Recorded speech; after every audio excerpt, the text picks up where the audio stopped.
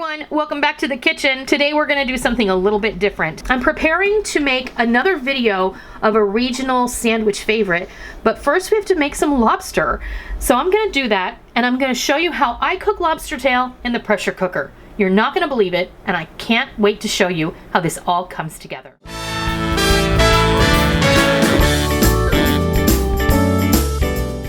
Today we're going to be sharing how I make lobster tail in the pressure cooker.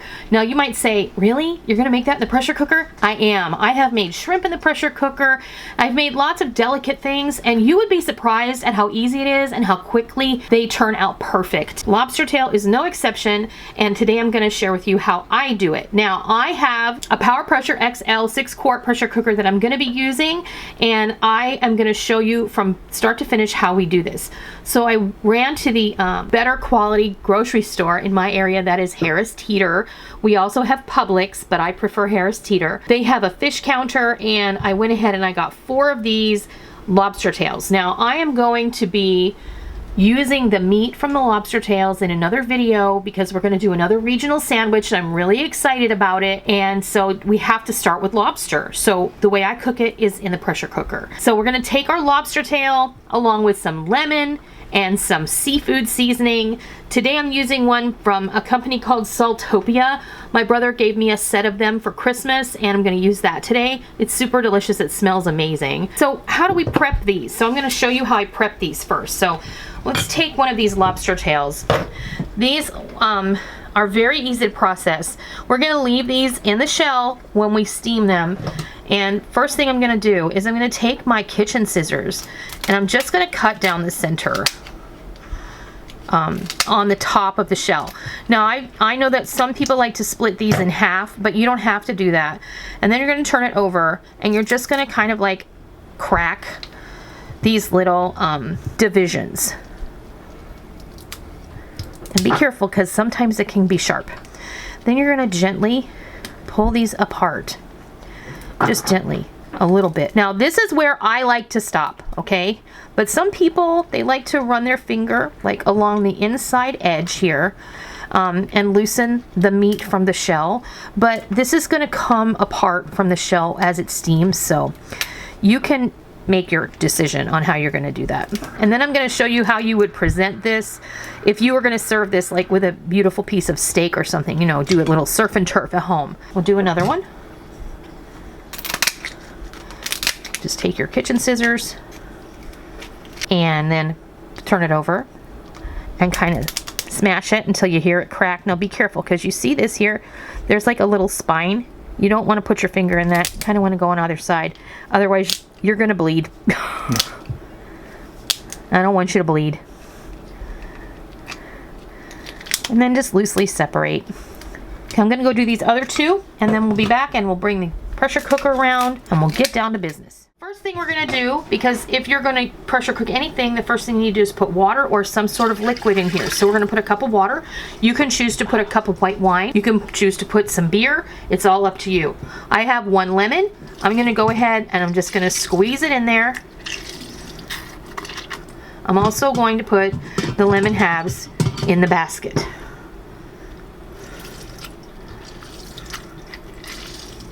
So then I'm going to go ahead and put these lobster tails on in here. And it doesn't matter if you want to, you know, stack them on top of each other. That works just fine. I did want to mention that one of the reasons that I am cracking the underside of the shell is so these don't curl up as they're cooking. It just makes it a lot easier. Now I have this seafood seasoning, and I'm going to go ahead and I'm just going to sprinkle this on in there. I'm going to put the lid on.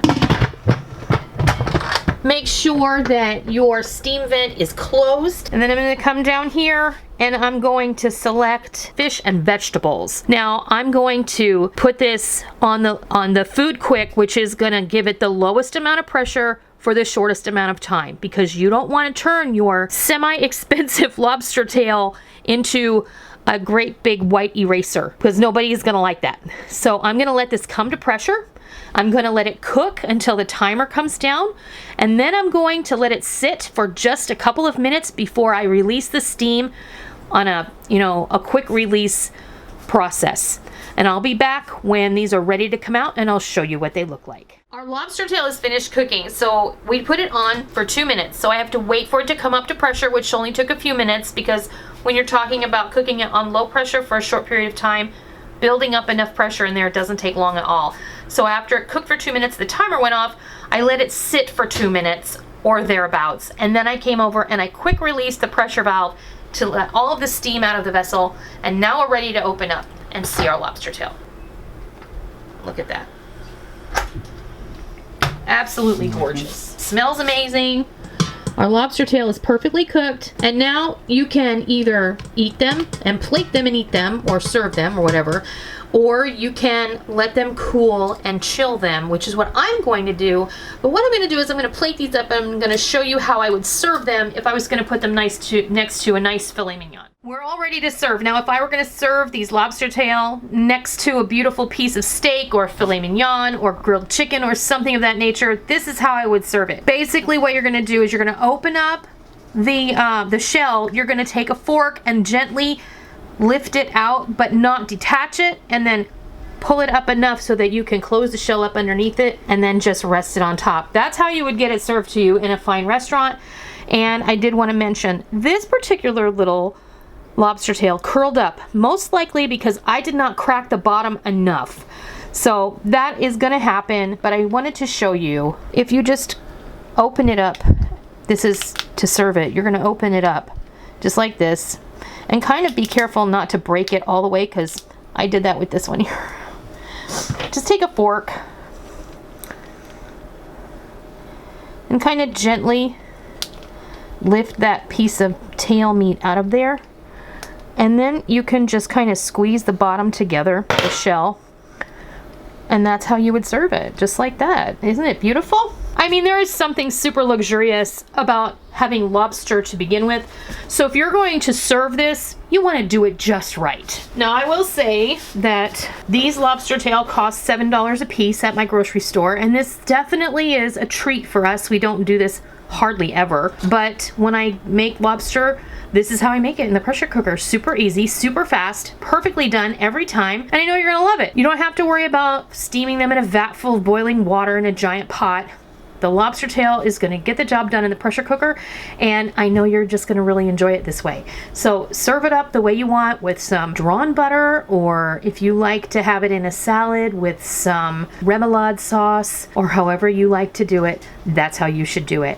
So I hope that you learned something about cooking lobster tail in the pressure cooker, and I hope that you give this a try sometime soon, and I hope you love it. And until next time, I'll see ya.